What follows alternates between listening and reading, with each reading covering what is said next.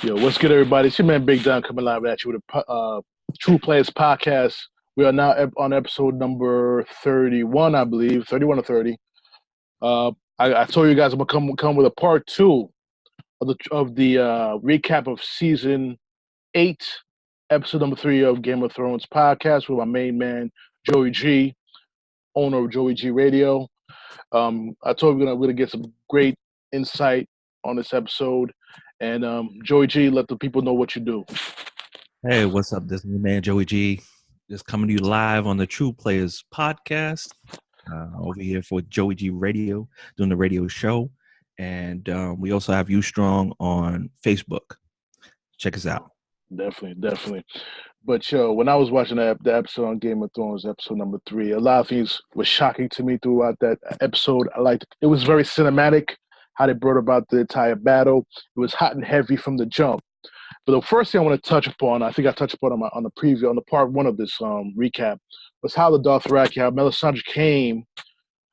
She's like on the horse coming towards the bannerman at Winterfell. And my question is, how did she get through the White Walkers, knowing that she came the same way where the White Walkers was coming? She was coming through the same way. You came through the same direction. I was like, so what is this about? How did she get past them? Mm-hmm. So, and then able to the one that was wicked. The one that was wicked to me was how she asked Jorah to do you speak their tongue? And he spoke the tongue and told him to raise your swords up. At first, he was skeptical about doing it because he didn't know who this chick was. Right. He was skeptical about that situation. Like, all right, you know what? All right, fuck it. I'm gonna tell them to raise their swords up. Right. And she goes up to the Dothraki sword, puts her hands on it, and does some type of prayer, whatever the fuck she was doing, right. And not just his sword lit up, the entire Dothraki swords lit up. It was like first circle of fire. Right. And then from their point, if they did go to Jaime's face and Brienne's face while it was happening, you saw a glimmer of hope. They started to rise up. Like, it's like, oh, sure, we can do this. Right. We can do this. So it's like, oh, all right. You see Sansa on the like, I don't know, what do you call that? The deck or on the wall, top of the wall of Winterfell. Mm-hmm. And they all look like, oh shoot, wait a minute here. This is gonna be some real shit gonna pop off up in here. Right. And then I saw, you saw Jorah Mormont, you saw Ghost. I'm surprised Ghost was with Jorah Mormont. I thought he would be closer to Jon or closer to Sam. Right. But I was surprised he was with Jorah Mormont, and that he went with Jorah Mormont to lead the charge into where they thought the White Workers were. Right. And the sun suddenly had some people throwing the balls, the fireballs with the catapults. With the catapults. At them, and then I kid you not, I when I heard yelling and screaming from the Dothraki, typical Dothraki shit, yelling, and then they get to the wall, and all of a sudden is you start to see the fire dwindle, and they're screaming, and it's dwindling, and they're screaming, right? No fire, no screaming. You see a horse running back without a rider. You see some other animal running back without no rider. Did you see Jorah? You seen Jorah run back towards the group, and Tormund, Giantsbane, he was looking at Jorah like, yo, make sure he don't have those blue eyes. And he was good, but the thing, and some of the Dothraki did come back. Right. They all did get wiped out, but before that though, when they were entering the wall that the White Walkers had, the Dothraki. I saw one of them, he was riding hard. One of the Dothraki was riding hard. All of a sudden, his eyes looked up, like, oh, shit. I guess they had the giants right in front. Right. And they just wiped him out with that big club. He was wiping them out. Yeah.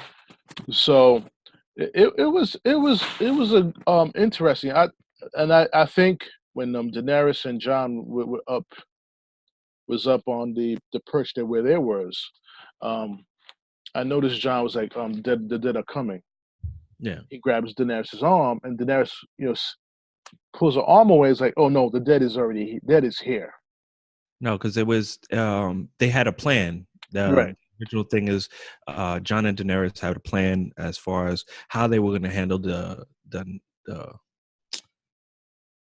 the White Walkers. White person. Yeah, yeah, yeah, yeah. How they were going to handle the White Walkers, and they were going against. She was going to go against that plan because she's seen her Dothraki getting annihilated down there. She's like, I can't stand for this. I'm not going to stand by and watch them die when I'm their queen.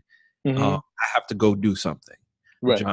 John grabbing her arm is like, yo, this is not the plan.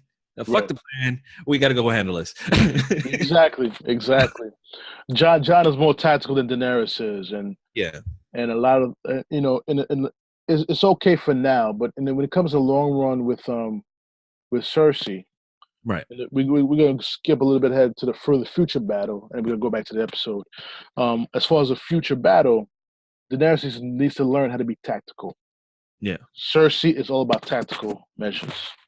If And you she, see, she will use every advantage that she could possibly do, even if it's seeming like she's going to cower to lose. right, right, and the thing about Cersei, she's gonna look for you to make that mistake, and so she can pounce on it. Right. That's what she wants. You know what I'm saying? So we go back. Let's go back to the episode, and you see Jorah Mormont come back with the whatever Dothraki who's left, Hmm. and then from that point, you saw Grey Room's eyes start to get a little teary eyed a little bit. Yeah. You saw some of the people in the guys, the soldiers of the Veil start to be like, oh they Yeah. get ready they want to run, Right. but where were they running to anyway? Right. It's either now or later. You either gonna get killed now or gonna get killed later, whichever you want to do. At least you better fight now, at least you have an opportunity to live. Right. So that's one thing. I think the way the Dothraki was taken out during that time, Yeah. it broke everyone's spirit. Yeah. It did because they were not for nothing. They were the best of them as Yeah, far yeah. as warriors. Right. They were best of them as warriors, and they knew their strength in the numbers that they had, Right. and how fearless when it came to battle. They did it for sport. They weren't doing it for a cause. They was Right. like, "Oh, we do this shit for a living," kind of like Spartans. Yes. Yes. And they're street fighters. They're street fighters. Yeah, it's Street Fighter, so it's not about rules and honor and uh, everything of the Night's Watch. Mhm. It's nothing like that. It's just straight battle. Purpose is beat them and come home and do what we do best. Exactly. Exactly. Another thing too. We don't give the Night King much credit for his tactical skills as a leader of Right, his armies. I believe he knew what he was dealing with once he saw the Dothraki. right, His best option is to have them rush at him. right. To To have the, wipe them out. exactly to have the giants in the front. Right. And he held them back. Exactly. He held them back until they started backing up. Hmm. And since whenever you see Dothraki's back up, Right. so and they were backing up. They had fear in their eyes too. Like, wait a minute. This is something new. This is something new, something we've never faced before. Hmm. I don't know how to handle this. Right, right. How So do he you cut beat something like that? exactly. There's something I've never seen before. They're so used to being about what country were they from anyway, Dothraki? They're from the east side, east. They're from across the water. Across the water. Yeah. So Definitely. they're It, from it, it took them a minute to get across the water to be comfortable with the fact that we're going on boats. yes, yes, yes. So now let's get to that actual battle when the White Walkers are actually rushing towards the gates of Winterfell, the blockade that's in front of Winterfell. We see Right. Jaime, Brienne, Podrick, Tormund, Dolores Ed, Sam. But let me talk about Sam for a little bit here, bro. He had no business being in that battle. He He should have saved the crypts, and he held a lot of people back. he did, but I understand why he wanted to do it. He wanted to go out. If he was going to go out, he wanted to go out with a bang, kind of like his father and brother did, Right. um, for a cause. He wanted that recognitions. If they were going to write about him, he wanted to be written as trying to do something, Mm-hmm. rather than feeling like coward and being in the crypt. Right. Um, I'm kind of upset that he froze up because I didn't see him freeze when he killed the first White Walker. Right. It was more of a instinctive kill, and this one, I guess he let the fear get to him as far as the numbers of the Night Walkers. Mm-hmm. But if he had stood his ground, I feel like he would have did a lot more. Right. But he just froze, and it was just like, "What are you doing, Sam? Exactly. It's time for you to get up now, Sam." And I truly believe he's responsible for the death of Dolores Ed Yeah, solely. yeah, Because I think Dolores Ed would have been more aware, had he not worried about trying to save Sam, he'd been more aware and be able to not die. Because of that, I think that's the sole reason why Dolores Ed died in right, that battle. Because the men of the Night's Watch understand the moves of the White Walkers and right. how they attack, how they move. Hmm. The only way that the White Walkers would be able to kill the men of the Night's Watch, or even the Wildlings, if they Right, were distracted. right.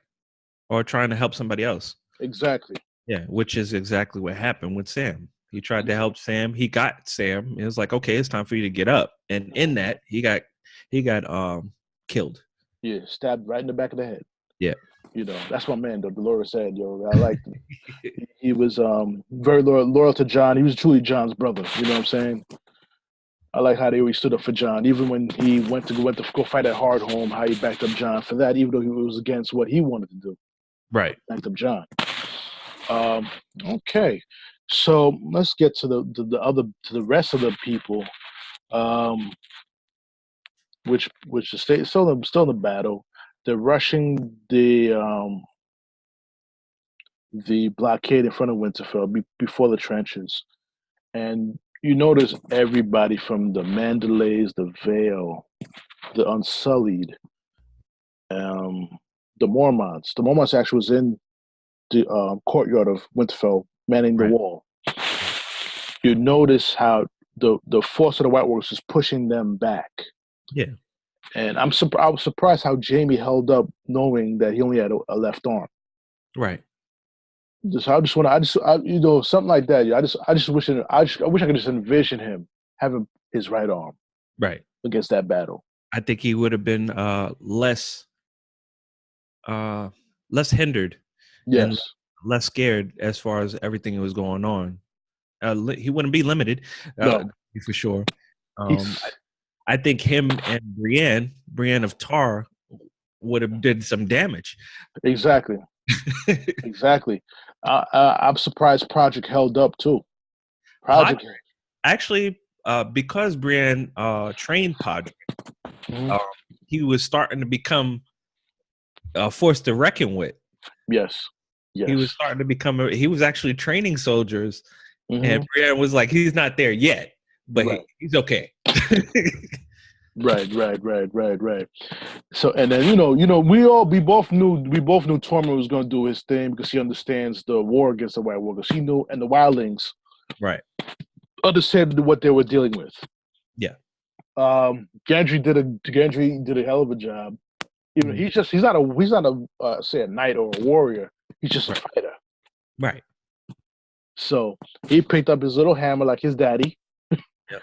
And was going in smashing with a dragon glass tip at the end. He was doing damage too. All I kept seeing was little splats every time he would swing that the hammer. It was kind of funny though how before they were set up the blockade, how you see Clegane, the Hound was going and pushing people out of the way so he could be in the front. And Right. you see Gendry in the back of him, following him in the back. Right. So it was very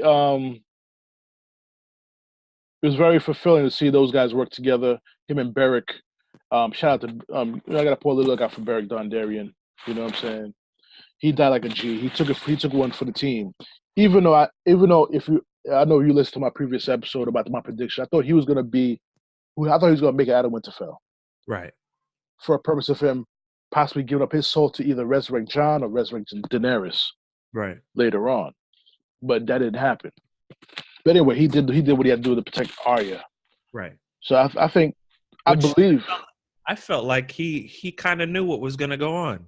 I Yeah, felt like he understood that the end game, and to protect her, we go into the tail end of things. But I ain't gonna spoil that yet. right, But we see how everything plays out because of his sacrifice. right. He made the same sacrifices like Holder did. Yeah. Yep. Um, The exact same. exact same thing. Exact same thing. But now we enter into the frame where the after John tells Danny the dead are coming, and she says no, the dead are already here. They Right. both mount their dragons and Right. created, and they were rushing. They were the whole squad at Winterfell was getting pushed back. Rhaegal, Drogon, with the two riders, Mm-hmm. Daenerys and John, with the fire, Mm-hmm. burn those wildlings away, and it gave more hope. Right. Where the hope was taken away for a brief moment, the dragons came and brought the hope back Right. to everybody. So they stood their ground and kept on fighting. But I don't know if you agree with me, bro. Mm-hmm. The tactical mistake that Jon and Daenerys made was they made the same mistake the Dothraki did. They rushed. They rushed it. Mm-hmm. I don't understand why they both had to go in the same direction. That's a good point. Good point.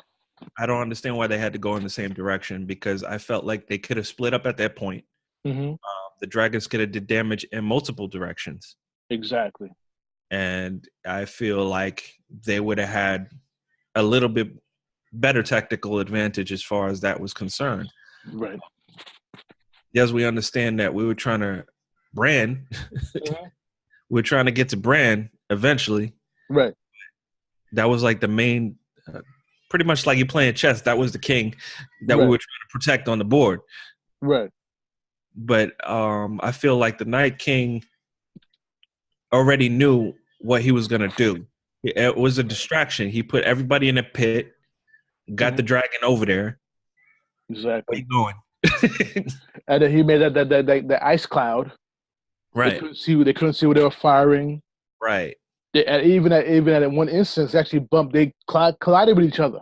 Yeah, because they couldn't see. Exactly. They couldn't see to put the fire in the trench, Mm-hmm. which was what everybody was waiting for. Exactly. And Davos like, yo, light the trench. But who shot out and said light the trench to Davos? Was it no Grey Worm? Grey Worm. Yeah. Grey Worm screamed up and said, light the trench. Right. And then you see Davos swinging his like the airplane signal. Right. Couldn't see.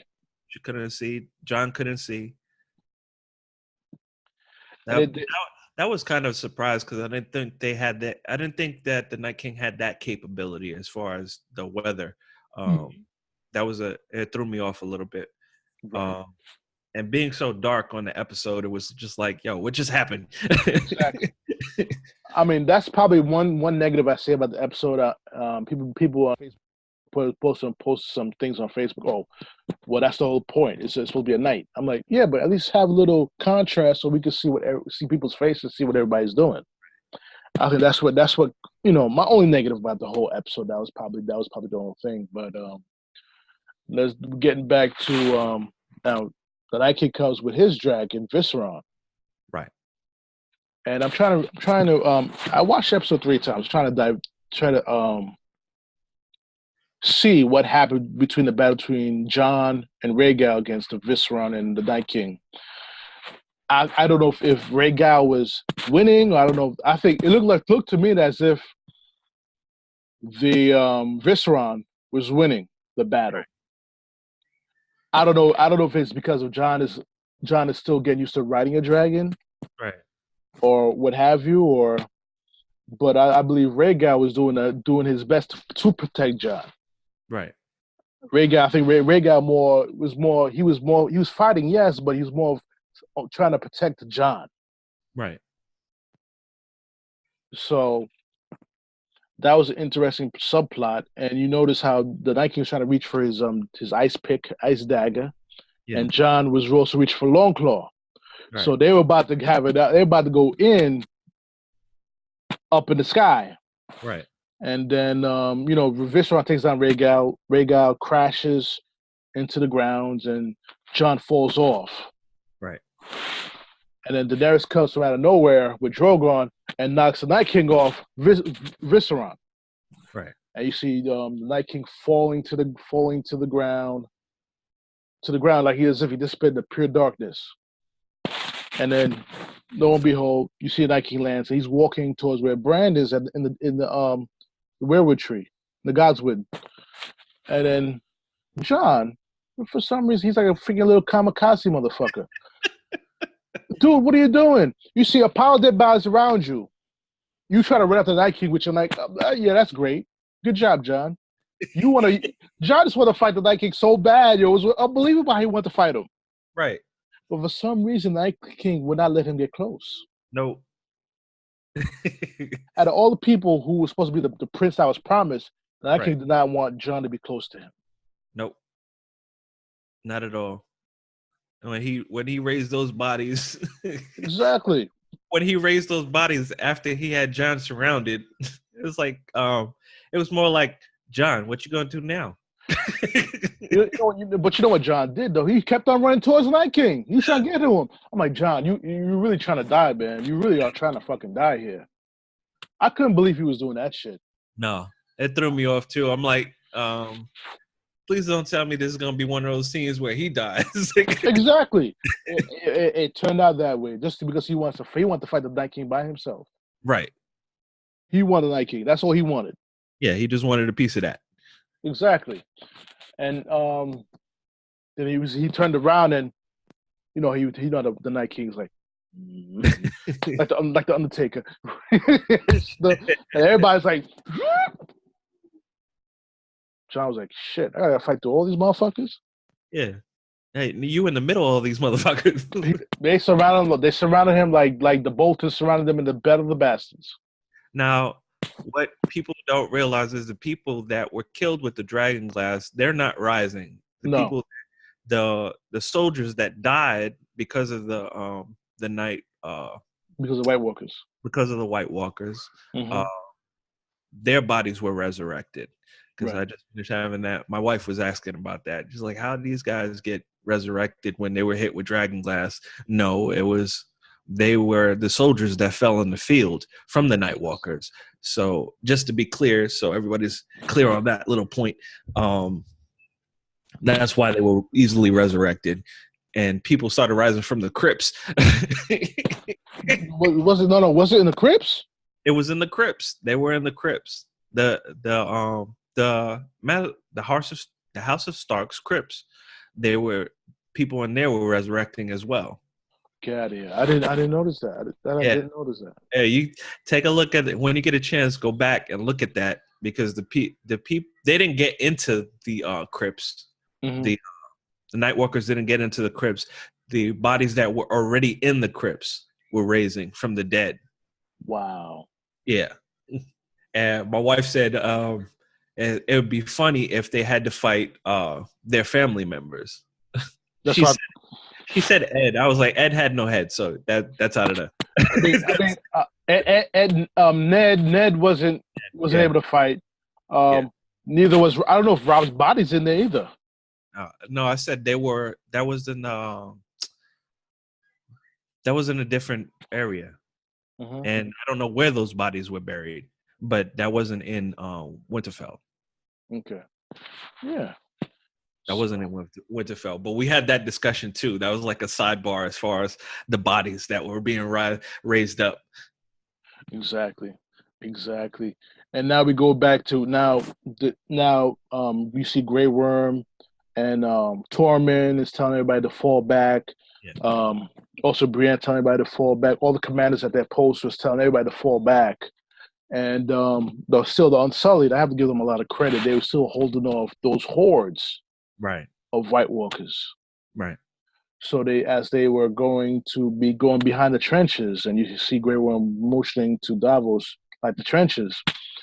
Daenerys couldn't see them, so she was able to light the trenches. Right. But once Melisandre once again does the spell again, mm-hmm.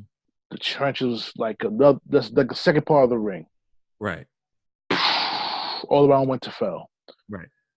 And I believe Jaime and Brienne and Podrick, And all those people were already back in Winterfell, Right. back inside into Winterfell on the perch, looking Perch. down because they had the archers ready to rock and roll. So, and then again, even though they were losing hope, the fire gave them more hope again. So Right. it seemed like every time in the battle when they hit a low point, Right. they got more. They always find a way to get back the emotion of trying to win. Right. That's when you think their confidence is broken. The confidence is back up in a quick second. Right. That was key to them. That was key. But and it was nothing to that. Let's go back to Jon's situation when he was trying to chase the Night King.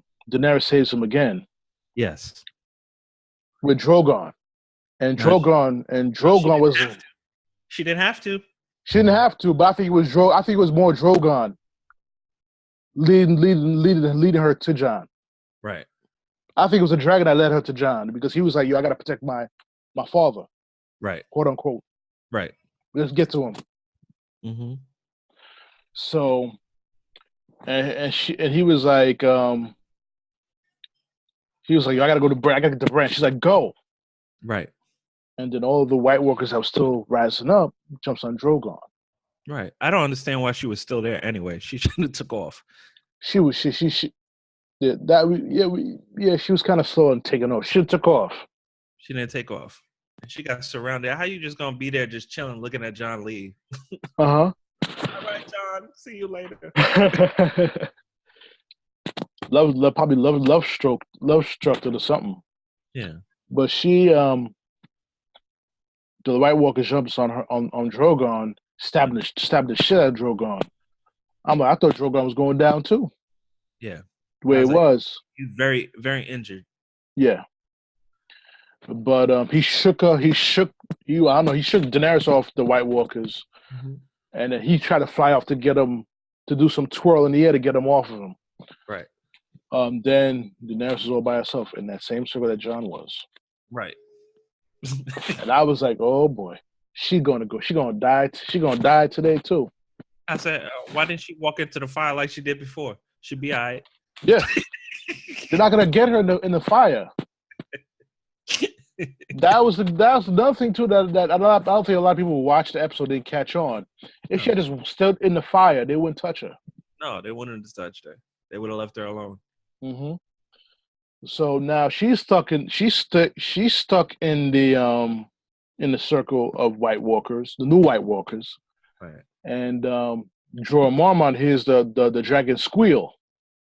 Now, I didn't know if you noticed, but the White Walkers that were attacking were Dothraki. Yes. Yes. They were Dothraki Night Walkers. Yes. Yes. They were attacking Jon too. Yeah. And so now Jorah hears the roar of the dragon. He's going to go protect his queen. Right. But as great of a warrior or a soldier that Jorah Mormont is and was, that it was too much of a numbers game for him.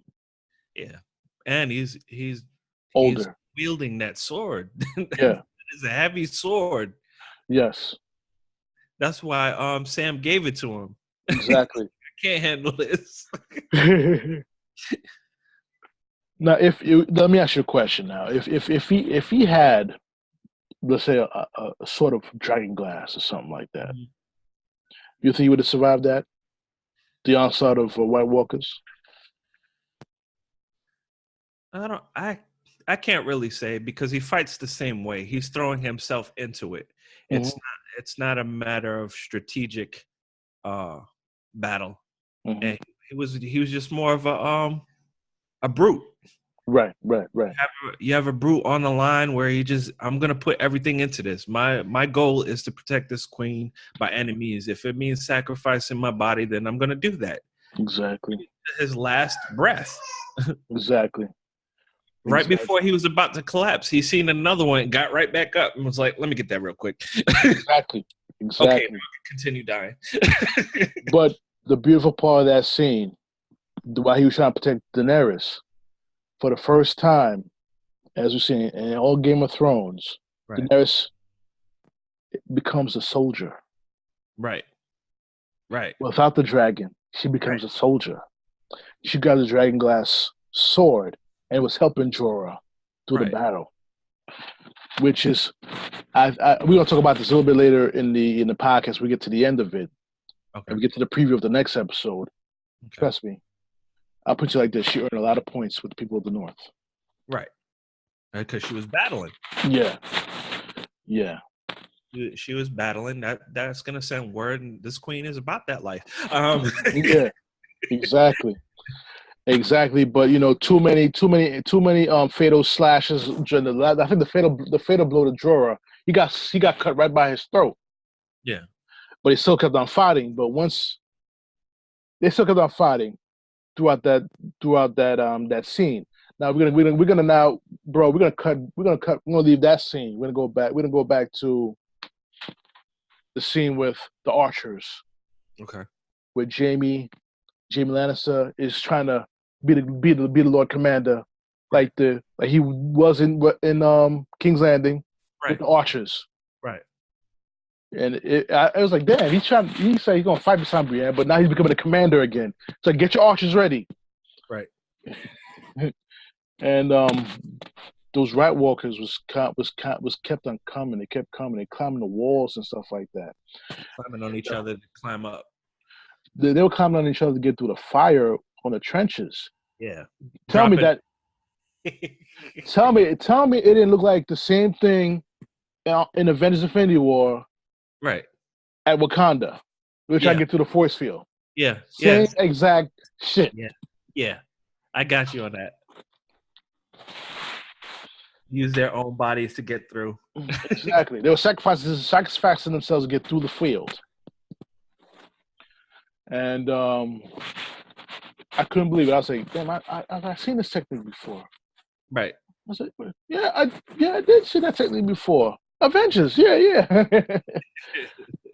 But they were keeping it outnumbered and stuff like that. And then and Arya said that Arya's a great archer. People sleep on Arya. She's a great archer. She was like, you know what? The White Walkers start to overcome everybody around on the what do you call those? They're on the top of the Winterfell on the decks and stuff like that. Yeah.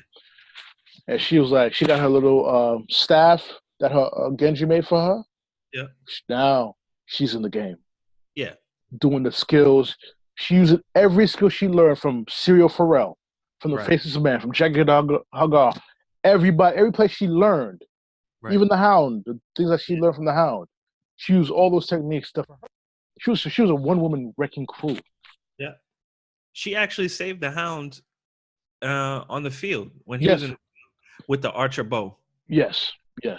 He looked back like, oh shit, you saved me. Yep. I was like, whatever beef they had, they kind of squashed. It was just more like respect. I don't think they had beef. It's just a way that's the way they interact with each other. Always beefing at each other. But I believe there was truly some love. That truly there was love between them. Yeah, there was a love built. Built because of the time spent together, and he taught her things, and she taught him things. Right. Because he actually, after that, he actually opened up. Mm-hmm. Opened up as far as letting people in. Right. And that was a whole growth moment for him, and realizing he needed a purpose. And once he realized his purpose, that's when he snapped into the character he is now. Right. So that's a very good point. I like that point, and that's part of the main reason why he snapped out of when he froze. Right. He did freeze, and I think he was overwhelmed, and he didn't want to face death as much times as he's fought other people, and he didn't want to face death. Like the reality of this might be it. He didn't want to face that, and it froze him. But seeing that Aya needed him, he just snapped out of it. It was like, I have a purpose. My purpose is this right now. Let me do that. Yeah. Yep. Because he was who entrusted him to do that, because he was asked to protect both of them. It was not just Aya. It was Aya and Sansa. Yeah. It was Aya and Sansa. So he held true to that. Right. And the funny thing is, he's not really a knight, and he does not consider himself a knight. Nope. But he has the honor he of has the it life. in him. Yes. Yes. Yes. And it was very touching to see the Hound, go out of his way to help Arya. Yeah. But now let's get to the scene where she's in the Winterfell library. Okay. When she fell. Yeah. And she's in the library. She's surrounded by White Walkers all around the library. Yeah. And what amazes me was how stealthy she became. Yeah. Throughout that thing, all the skills she learned, all the techniques she learned from Faceless Man. Right. Is the reason why she's still that she survived that whole situation in the library. Yep. In my opinion, and she was very stealthy. The only problem is they probably would have never found her if she didn't drop blood. Right. She was bleeding from her forehead. Just blood drops on the floor. Kept on dropping and dropping and dropping. And it was something that, gave the White Walkers an idea that someone's there, but they didn't know where that person was. So, she takes a book and throws the book in the middle of the room to create a diversion for them to start chasing the book. But she was scared out of her mind too. Yeah. Now, if we're gonna the aspect that people don't realize as far as that, White Walkers were built off of blood magic. Mm-hmm. So in the blood spilling on the floor, it's giving like a GPS to where she is. Right. Now that plays a whole big part of that whole battle too. Because if we go back, and you're talking about the flames being lit up, as far as the Dothraki's sickles getting flamed on, and Human Torch, and the trench being lit. Right. That's blood magic. She was using blood magic to do this, to create this. In using blood magic, there has to be a sacrifice for that. Exactly. So, but who do you believe? Who do you believe was the sacrifice? She was. Melisandre. Yeah, she was the sacrifice. She knew it. Mm-hmm. From the moment she did the first one, she knew it. It had to be done. Yes. If there wasn't going to be a sacrifice of another, then she was going to be that sacrifice. She's lived long enough. Oh yeah, she sure has. She's lived long enough. She grandma times 3. But look like exactly, man. Listen, I ain't got to tell you about that. It was a very interesting situation, and now, but the most important thing when Beric Dondarrion, another one of our compared our lovely warriors, right? When the Hound froze, right, because of all the fire, he didn't want to get touched by fire. Right. And then the Hound wanted to quit. Right. And in so many words, Beric said, if you're gonna quit, why don't you tell her that? Right. While Arya's rolling down the damn roof. Right. And he's like, oh shit. He's like, I can't quit now. I gotta protect her. So they run through the corridors, all 3 of them, Beric, Arya, and the Hound running through the corridor. Right. And runners from White Walkers, this, that, and the other. And then Beric makes the sacrifice to have them stab him, and he keeps holding them off no matter what. But he kept on getting up. Right. Kept on getting up. I thought he wasn't dead. He kept on getting up, and then he get stab. And then he got up to the point that he was able to run to the point to get into the room, into the room where Melisandre was camping at. Right. And then he dies in that room. And you see Arya crying for him because the dude was actually protecting her. Right. But how come they didn't go back and grab the flaming sword? That's one thing I didn't understand. They still had a little time to grab the flaming sword. Right. But you see Beric die in that room, and then Melisandre says basically said so many words. His job is done. Mm-hmm. His role is done. He's not going to be brought back anymore because he served his purpose. Right. And one important thing, then you see the White trying to break into that room. The Hound, Melisandre, and Arya sitting, waiting to see what's going to happen. Mm-hmm. And then from there, Melisandre Melisandre was told to Arya, trying to remind Arya of her training through Syrio Forel and Mm-hmm. Jaqen H'ghar, the Faceless Man. Yeah. And she was like, they mentioned to each other that they've seen each other before. Mm-hmm. And Melisandre reminded Arya what she told Arya in season 2. You're gonna close brown eyes, green Yeah. eyes, and blue eyes. Mm-hmm. And then asks Arya, what do we say to the god of death? Right. Something that Syrio Forel trained Yep. told her. Arya said, not today.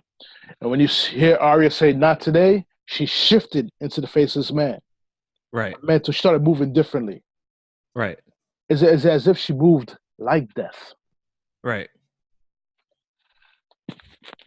And she had her purpose. She already knew what she wanted to do. Exactly.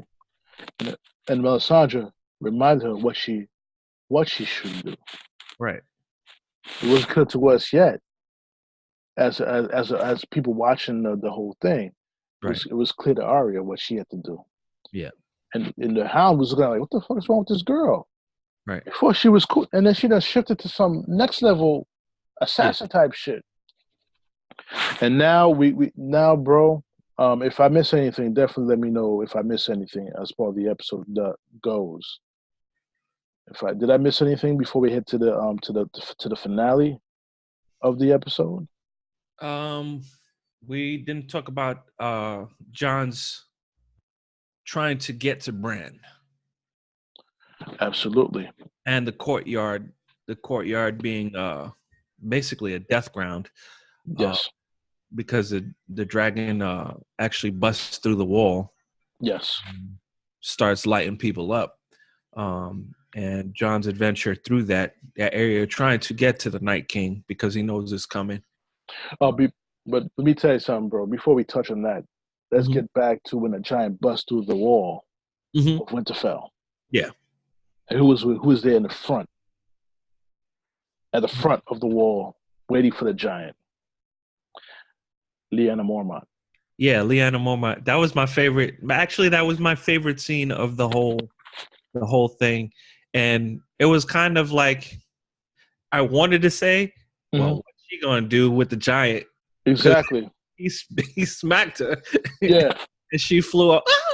Exactly. She flew off, and I was like, wait a minute. I said, nah, I don't think she's gonna go out like that. She's a fighter.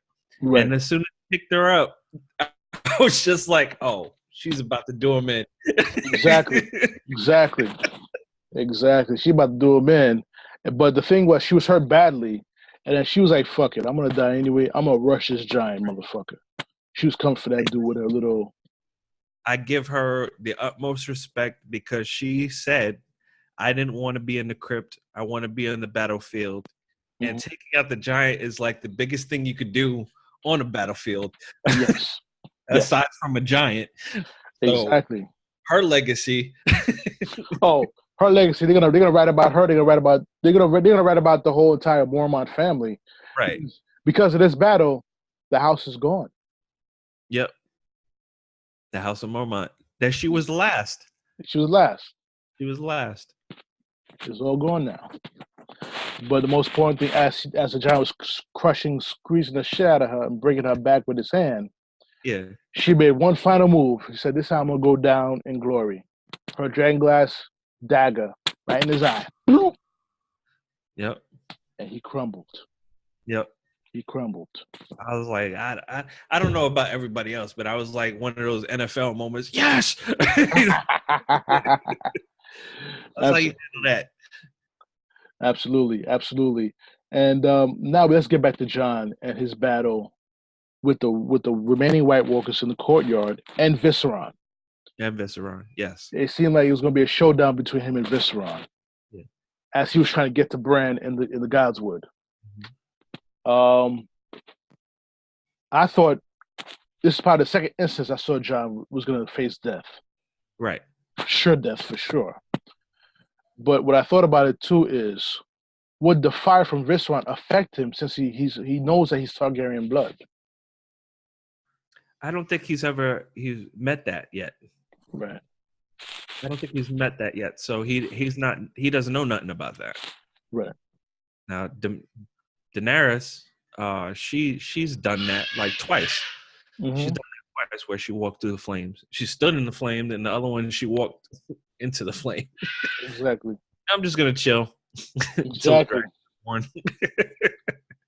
Exactly. But you see John facing up to the dragon. She's gonna try to take down Visceron with Longclaw. Right. That was his plan. He just was had to fight off all the other White Walkers around him to get to Visceron. His mentality at that point, his state of mind at that point was to take down Visceron. I don't know if it was to get retaliation for taking out Rhaegal. Right. It seemed like, as you can see, episode in season 7 when Visceron first was taken down by the spear from the Night King. Right. You saw how emotional John got. Yeah. Because of that. And he got emotional when Rhaegal was taken down. Rhaegal was taken down. So I think he was for sure going to either die or defeat Visceron in the courtyard of Winterfell.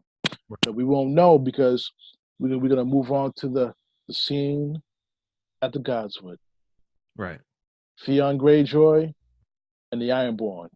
Another a proud moment. Exactly. Another proud moment. This is the proudest I've been of Theon. Right. Since the beginning of Game of Thrones.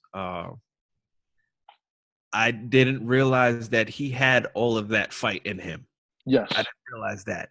Like, I knew he was capable of, but I didn't see until I seen that scene. I was just like, wow, he put everything into that. Like, you're not getting past here. I got Bran's back.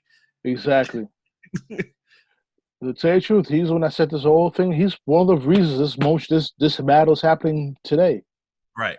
The mistakes that they pulled in earlier seasons, pulled in earlier seasons, led to this point. Right. You know what I'm saying? But the most important thing Bran was trying to tell him, was trying to give him, was like, yo, I forgive you. Right. I forgive you. Right. Everything you've done. Right. Brought you back to where you belong. Right. Brought you back home.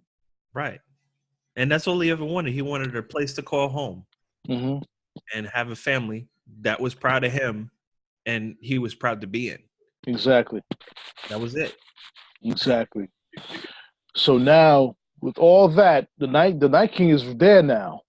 Mm-hmm. I was like, and I was watching the whole thing. I was like, yo, don't tell me this guy's gonna freaking try to rush the Night King. Yeah. He needs to come up with a better idea or something. What bothered me about that whole scene in the Godswood with all the Ironborn with the archers, archers. Why didn't they have dragon glass blades prepared? I don't know. That just in case.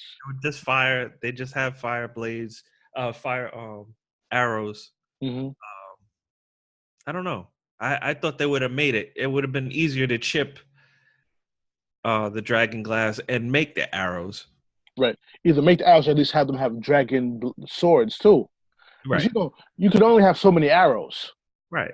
And then White Walkers kept on coming. Yeah. And it wasn't just the White Walkers. It wasn't the White Walkers that was part of the original rush. Right. It was the ones that he resurrected. Right. So what's dead may never die, I guess. Right. And then you see Theon rushing the Night King with the little. Actually, he did have a little spear with a dragon tip at the end. He did have that at the end. That's why he was taking him. He was doing some work. Yeah, he did work. He was doing work. I think, if he had the dick and balls, he would have got through that shit. I don't know, man. I just believe that he would have got through it. He would have got through it. All I know is he made me proud, and he did some damage. And I was like, when that battle stopped before the Night King came, and you see the line of bodies around, There was a circle Mm-hmm. around Bran. There was a circle, and nobody touched him. Nobody came past that line. Like, he literally held the line. Exactly. He held the fucking line. Shout out. We're gonna pour out a subliminal pour a little liquor for Theon Greyjoy. a What's little, that? a little bit for Theon. A little bit for Theon. What's dead will never die. You know. He went out. He went out the way he went out the way he went out better than any Ironborn. He by the end of the day he was true Ironborn. Right. Yeah. True Ironborn. True Ironborn. He went out. His sister would be proud of that. Exactly. I think when she hears of that, she's going to be a little bit more amped to help in the battles to come. Exactly. And but truth be told, Theon was just a diversion, another diversion. Right. You know how the Night King was throwing diversions towards the side of the living. Right. Theon was a diversion for the living against the dead. Right. Because had not Theon not died or tried to charge and create the battle, Arya, the Azor Ahai, would have not did what she did next. Right. It led up to that. It led up to that. And it was a little. It threw the Night King off. He still felt like he was prepared for it, but he wasn't prepared with what was coming. No, and that's training of the faceless man. That was strictly the faceless man's training. I would have loved to seen the faceless men against the White Walkers and the Night King. It's something that you have to.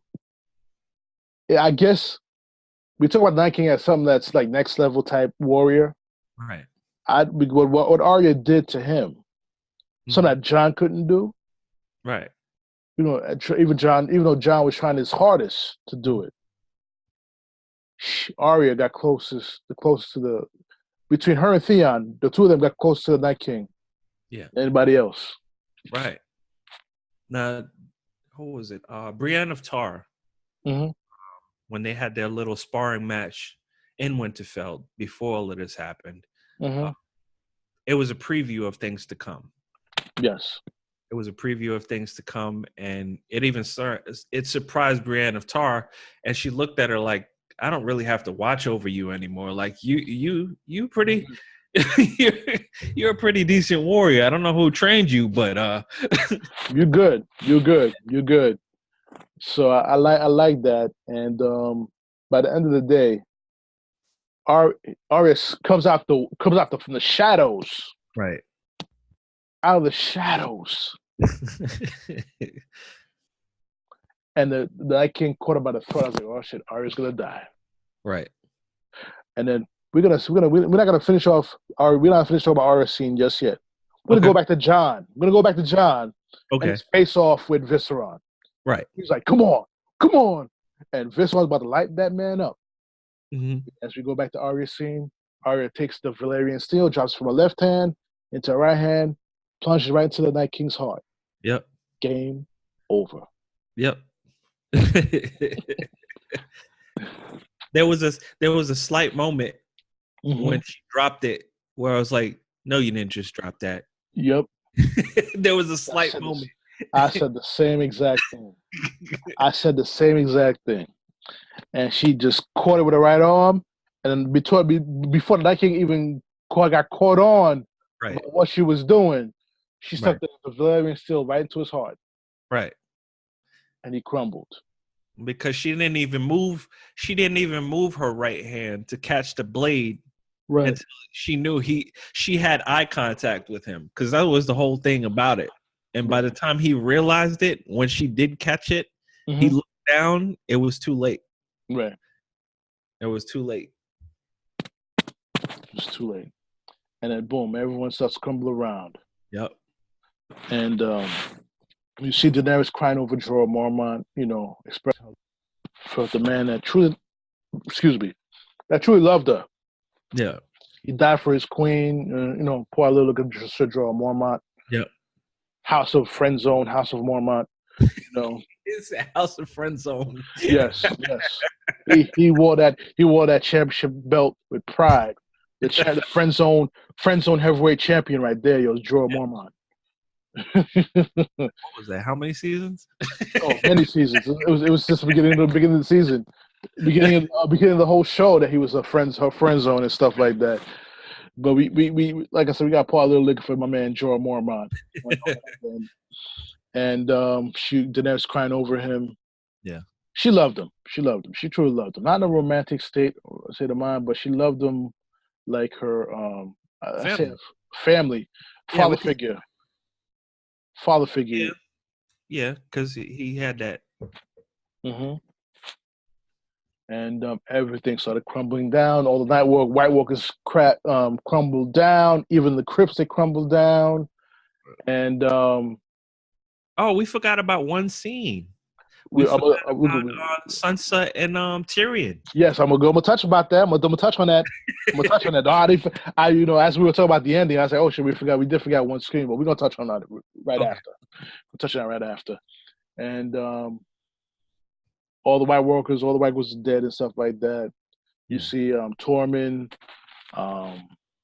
Gendry, Brienne, Jamie, I thought they were gonna die too. They would push up against the wall. They couldn't move. And Podrick, and who else I'm missing? Grey Worm. Yeah. I'm telling you, I'm gonna give a little subject off a little bit. I don't think Jamie Lannister or Grey Worm or Brienne seen any wars like this they just saw at Winterfell. They never seen anything like that before. This is the greatest battle. Yeah. All of them together. It was their greatest battle. Like, and not for nothing, after this battle, I think they will be closer because of this battle. Yes. Because they all made it through it. And they're going to be stronger to protect one another moving forward. Yes.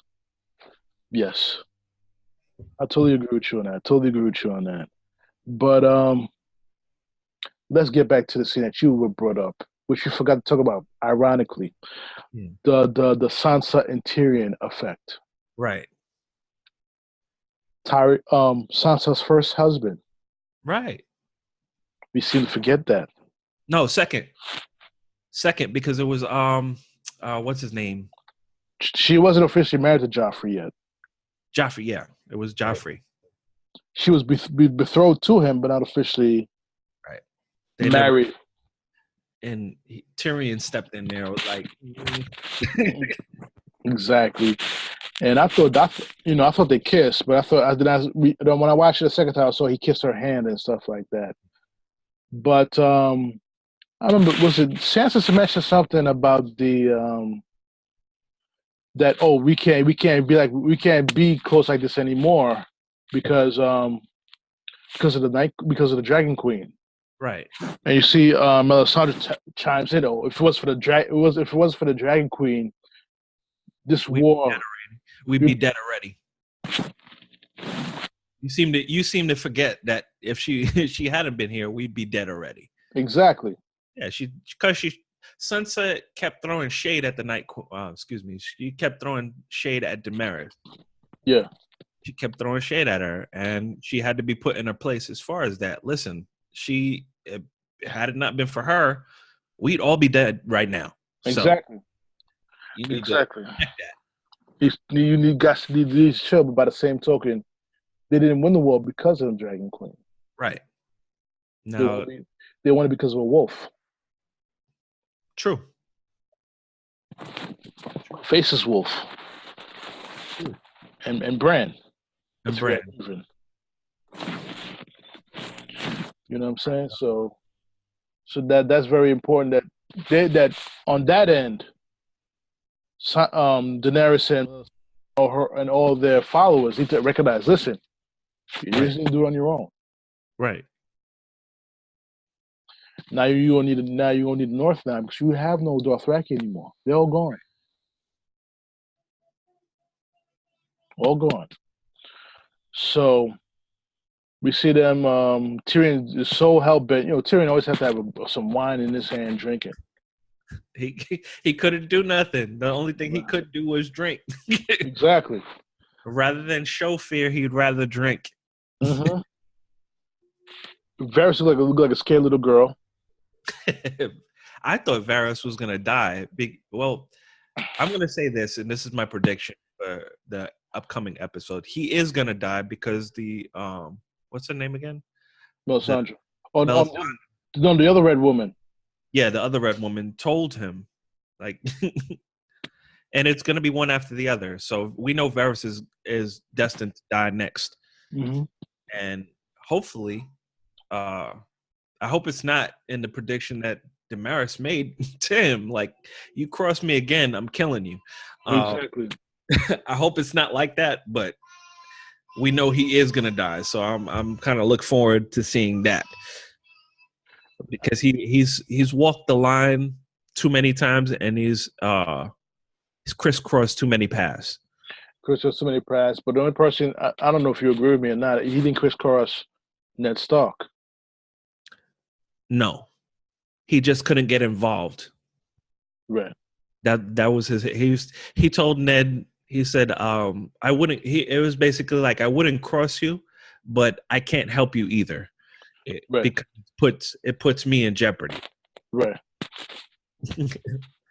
Like if it was a guarantee you're gonna pull through this, I back you 100%. But you got too many enemies right now, and I hear my mama calling, dog. Exactly. But one reason why he would not cross Ned Stark, in my opinion, we get off the little subject a little bit. Yeah. In my opinion, was because Ned was protecting a Targaryen. That's true too, and he's true to the realm. One thing about Varys, he's true to the realm. Right.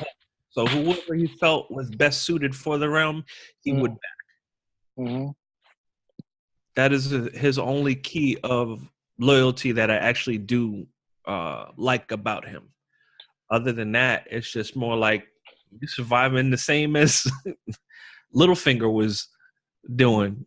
Exactly. Little here, a little conniving there. Have this against that one. Exactly.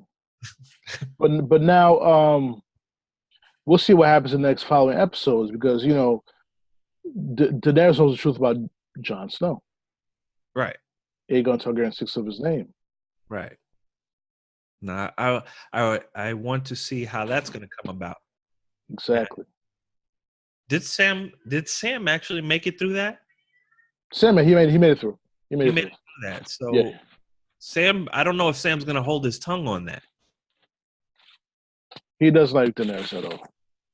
I don't think he's going to hold his tongue on that. I think after this battle, it won't really matter his feelings towards her, but he does want to make it clear that Jon should be king. Right, because of who he is. Yeah, because of who he is. But in the Battle of Winterfell, as we saw as audiences watching the show, we knew, despite all her ruthlessness and all that bend-the-knee type shit, right, she fights for her people. Right. She fights with her people. Right. And that's very important in the game of getting the throne. Right. She's willing to fight for her people. Right. When everyone doubted that she would ever do that. Right. But she fought for her people. That she did. Now, if she fought for people, she fought for her people when half her people was throwing shade at her. Right. And didn't trust her. True. Now that she had good examples. She had good examples of that. Exactly. Mormont was one of them. John was another one. What was his name? Dothraki King. Khal Drago. Drago. He was another one. So she had good examples of people that would do that. She didn't agree with it, but I think over time she understood why. Right. She understood why. The people have to see you fight for them. If the people see you fighting for them, not just by taking away the slavery and freeing them, But if Hmm. they see you fighting for them, literally fighting for them, they are more inclined to back you Right. moving forward. Absolutely. Absolutely. And that's truly what she exemplified. And now, will it make Sam warm up to her more? I don't know. Mm. I don't know. But the thing about John is caught in the middle. Yeah, He doesn't know what to do, right, and it's the first time he's ever dealt with a situation which he does not know what to do. right, Being the Lord Commander of Night Watch, he knew what to do. right. When he was with the Wildlings, he knew what to do. Yeah, it is an instinct of battle. Exactly. There's an instinct of battle. His brief time as King of the North, Mm-hmm. he knew what to do. Right. He knew how to take control of the situation. Yeah. This situation is now he's caught between love for his aunt in a sexual way Right. and doing the right thing. True. And the right thing is to seize his throne that Right. belongs to him. Right. There's nothing wrong with seizing your throne. Mm-hmm. And the next thing to understand is in him doing that. Because Right. at the end of the day, she's going to be queen anyway. Right. Why not rule together? Right. Now, is it her ego to be like, I want to be the primary period, or is she going to be like, oh, I could take my role and move forward in this? Mm-hmm. Exactly. And this is where the importance of people like Tyrion and Davos Yeah. come into play. Mm-hmm. Tyrion has a lot, like that's why he was put in the crypt. Tyrion has a lot to do with the battles yet to come. Exactly. They need those people because they're more strategically inclined as Mm-hmm. far as planning out, making the plans, knowing the enemy, and knowing their flaws as Exactly. well as their strength. Right. Now, being that we do have Jamie Lannister still in the picture, that'll help also as far as the battles to come. I think his loyalty is now with the North. To be honest with you, I don't think Right. I don't think he's going back. Let me hit you. Now, with the one thing that was shocked me throughout the first three episodes of Game of Thrones, Mhm. I thought episode one and episode one, either episode one or episode two, I didn't believe Jamie was going to ride up to Winterfell by himself. So Braun was going to be with him coming up. That didn't happen. Right. So another twist from George W.R. Martin. We Yeah. thought we had predictions. We thought this was going to happen. That did not happen. Right. He's still in King's Landing. He's still in King's Landing because he still has his castle. He still has his little monies. Mm-hmm. So I feel he'll be an ally later on. Yeah. I feel he'll be an ally later on. Yes, he may have stayed behind, but I guess he was being smart. I'm not fighting those things. Right. But he would have been an awesome soldier through that battle, though. He would have because he's more of a street fighter anyway. Exactly. And he needed that advantage on the field. Exactly. All right. So now since the dust is settled, the dust is clear. We're going to preview episode number 4. Okay. The siege on King's Landing by Daenerys. I know Right. you've seen some clips after the episode ended. What did you think? I'm seeing Daenerys rallying the North Right. to her cause. I think they'll back her. Mm-hmm. That fought for them in the war. Mm-hmm. The White Walkers. The White Walkers. Long night. The Long Night. In the War of the Long Night. Mm-hmm. I feel like she has a little bit more ground to step on. Right. As far as everybody else, I feel like it's going to be a strong squad. Now, you have Cersei, but I don't feel like Cersei has a lot of people behind her. What she has, the Mountain. That's about it. Really, The, that's all about it. the mountain, the guy that's kind of technical with the sciences and stuff like that. But though, to interrupt you, bro, I think he's gonna turn on her. Kyburn is gonna turn on her. He, He he hasn't left. hit, He left the North a long time ago. but check it out though. He he still has a hidden love for the Starks. True.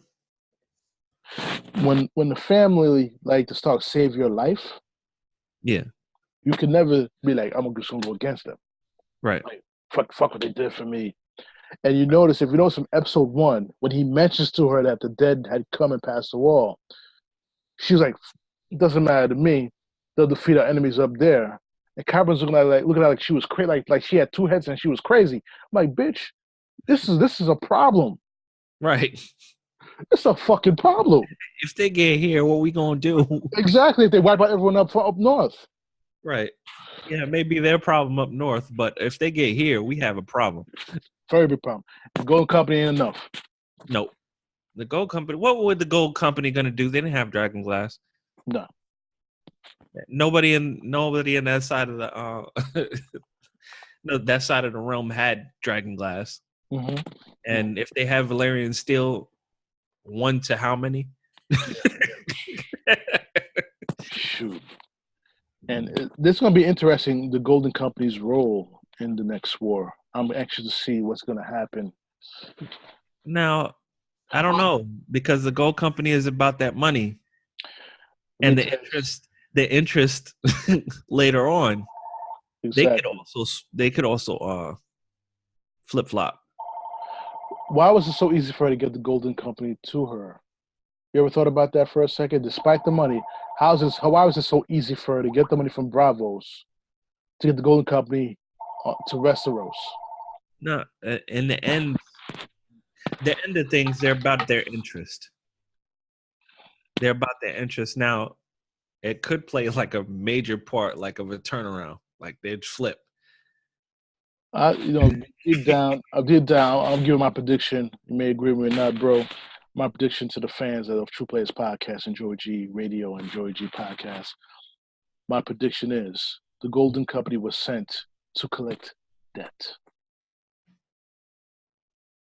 That could be a major thing right there. And who are they going to collect debt from? They're not going to collect debt from Daenerys, but she still got 1 dragon left. Right. And when I saw Captain Strickland's face when he was talking to Cersei, it seemed like, yeah, I'm here to help you. And you to see, if you give a double look, say, yeah, bitch, you don't know what we're here for, what we're really here for. And one important thing is, Cersei may try to play the game like her father, but she's not as good as her father. No, her father was more diplomatic. Mm-hmm. Her father was diplomatic. Yes, he was ruthless, but he was diplomatic also. There was a side of him that was like, this has to be done so they won't see this. Right. She's too in her feelings. Like she wears her feelings on her face. We can predict what's coming from her. Right. Just like we predicted after shame. Shame. So yeah, it's gonna be interesting. Final 3 episodes. I hope it's 2 hour and a half each episode. To be honest with you, to give us that. I hope it's not as built up as this one was. Like we didn't have to wait to 3. I wish it's maybe 2. Mm-hmm. We get right into it, get over with, and see how it plays out. Like how it's gonna how everything is just gonna be moved on from all and rebuilt. Exactly. So I totally agree with you on that. And we'll see what happens on the next episode. You know what I'm saying? So to all my True Players Podcast fans, we're gonna end this podcast right now on a great note. Episode number 30 or 31, whichever one it is, I'll let you guys know when I do my next podcast, guys. I still give you guys NFL draft recap. I got to give you that. And also, I want to hopefully I'll have Joey G with me to speak about John Singleton, the director who passed away, recently. I have a lot to talk about. I have a lot to talk about that situation. Hopefully, I have Joey G be the co-host on the show for that. And give you guys a very good podcast on that situation and why I believe John Singleton is no longer with us to grace the stage with us with his presence and his talents as a director. Yeah. And once again, I want to say utmost condolences to his family. Yep. I've been there. I've been there with someone when a loved one dies because of a stroke, or at least when a stroke leads to someone's death. I've been there before, but I would elaborate more on why it happened and why, especially in the minority community, why is that a pattern going on where strokes are being lackadaisically diagnosed.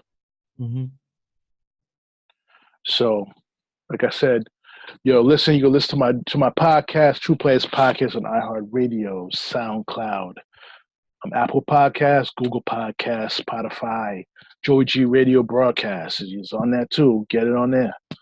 So, on that note, anything you want to say, my man, my bro? I'm ready for the next one. We'll see you then. I got you, bro. Like I said, if you guys have any questions, definitely hit me up on my email, trueplayerspodcast@gmail.com. That's TRUPLAYAZ podcast.gmail.com. Definitely send me your emails or comments on the episode, any feedback you want to give on the episode, any anything you feel about the episode and your own opinions. I'd love to hear your opinions. I'd love to have a podcast where I'm answering everyone's questions and comments on a straight episode about that. Once again, thanks guys for listening. I hit you guys with another episode. Peace.